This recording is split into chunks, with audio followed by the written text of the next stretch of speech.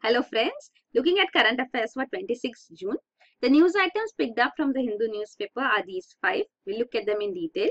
The first one, whole world looking at India, says Modi. So this is regarding Prime Minister Narendra Modi's visit to US, and here he had a meeting with a group of American CEOs, and some of these CEOs highlighted the impact of GST. But then the Prime Minister spoke positively about how this is a landmark initiative which his government has taken, and he asked that this should actually be a subject of study in American business schools. So this was a suggestion put forth as such too.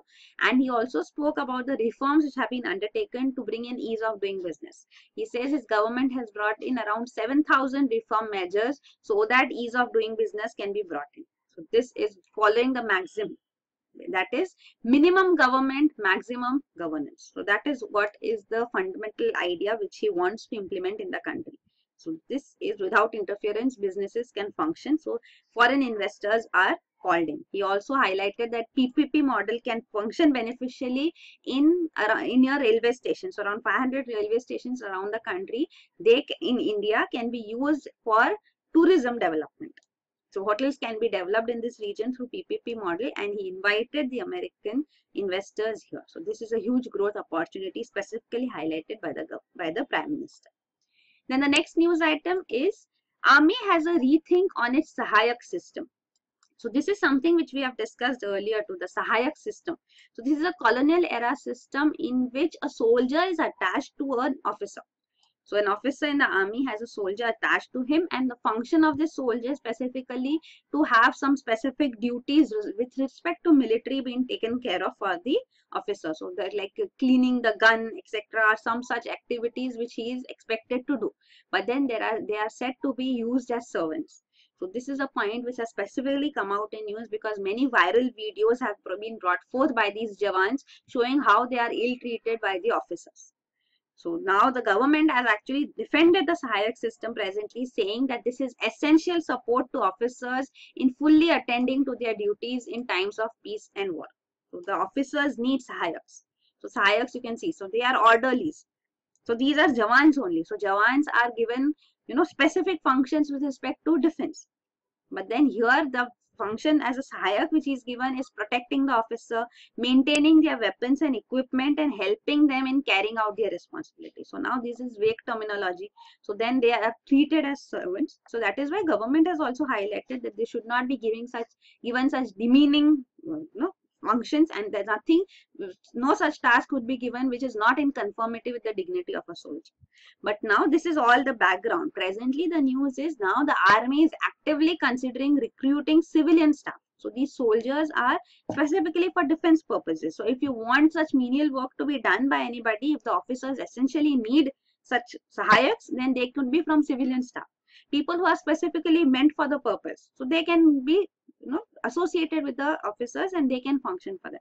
So this is what has been actively being considered by the government, by the army now. So this is the news here. So Sahayak system, it's also known as buddy system.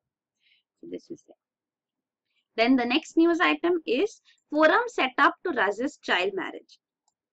So this is a forum of children who have resisted parental and societal pressures to get married at an early age before having acquired the legal age to marriage. So they have all come together with the association of an NGO and even UNICEF, and they are working towards ensuring that children in their locality are not forced into child marriage. So this is a point. They will try to speak with the parents up there too. They'll persuade parents also so that they reject the marriage proposals for their children who are underage, and also simultaneously they would inform the respective child development project officers. So these are the officers who are designated for the government officials to stop child marriage. So this is an initiative taken here in Odisha where child marriages cases are very prominent. Then the next news item is NASA-ISRO satellite at stake. So this is regarding this NASA-ISRO joint satellite called NISAR, NASA-ISRO Space Aperture Radar. So this is a satellite which is aimed to study global environmental change and natural disasters.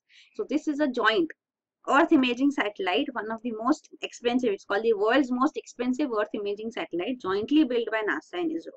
Now this is a concern presently, and specifically it is mentioned in the context of Prime Minister Narendra Modi's visit to US, because just few days back we have seen that the Paris Climate Change Agreement has been reneged by USA. US President Donald Trump walked out after having ratified it. It's actually Barack Obama who ratified it.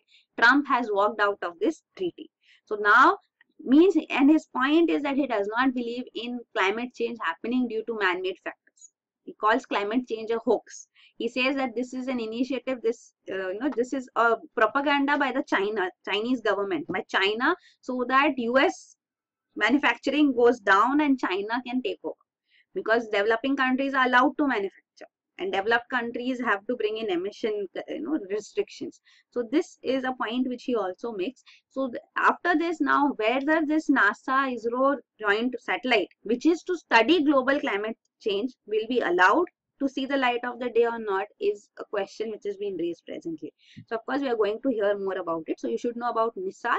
And one more point which has been put forth in this article is regarding Prime Minister Narendra Modi's book. He's written a book, Convenient Action, Continuity for Change. So this is a book which he has written in 2015, which highlights the steps taken by the present government for combating climate change and the ideals which it has. Climate justice and climate ethics are terminologies which are used here. So climate justice means that equitable treatment. Those who have contributed to the climate change, to global warming, should be the ones who would be paying more for it. And the developing countries who are actually suffering have to be compensated for. So that is a point in climate justice too. So this is a book which you should know, written by Prime Minister Narendra Modi. Then next is Before the Colors Fade Away. So this is the news regarding textile sector. So point specifically highlighted here in the context of GST regime, which would be effective from 1st July, is the duty drawback. So what is this duty drawback which is given for textile sector also? So this is a provision which is generally made to promote exports. So in exports, whatever raw materials or inputs which you're using, capital goods which you're using are sometimes imported. So when you are importing these, you're paying a duty, import duty as such on them. So this import duty is already paid. And when the finished good is actually ready, the finished good is actually exported.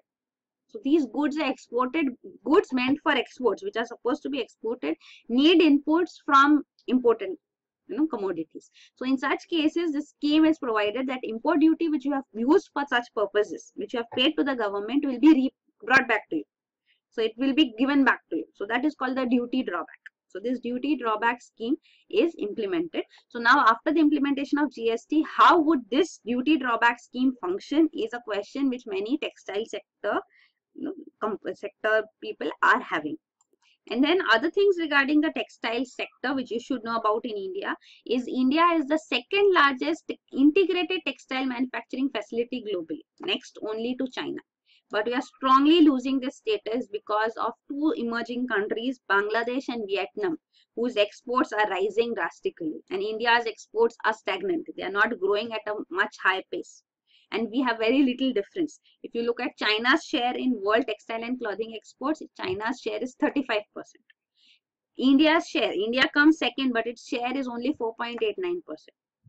While Bangladesh and Vietnam, which are behind us, are very close. They are at 4.62% and 4.05%. So they can anytime overtake us too, because their exports are growing substantially. And this is also because they have this preferential treaties with European countries also, so that benefits them. So we also need to function and improve our textile manufacturing. Also, an important point is that almost 75% of the units and weaving and garment segments in the country are in the unorganized sector.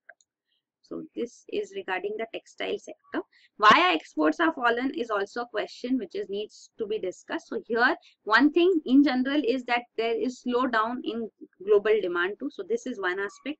Second reason is that the rupee is strengthening, because of which exports are negatively impacted.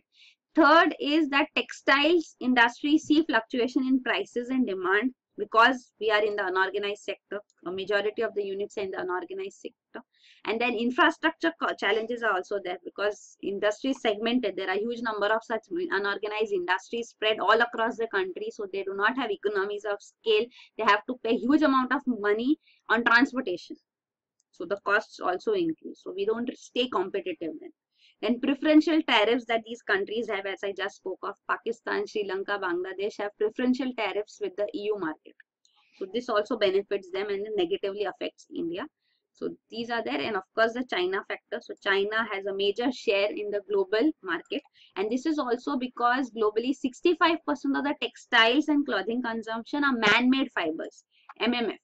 So these are man-made fiber based, and only 35% is cotton based in textiles.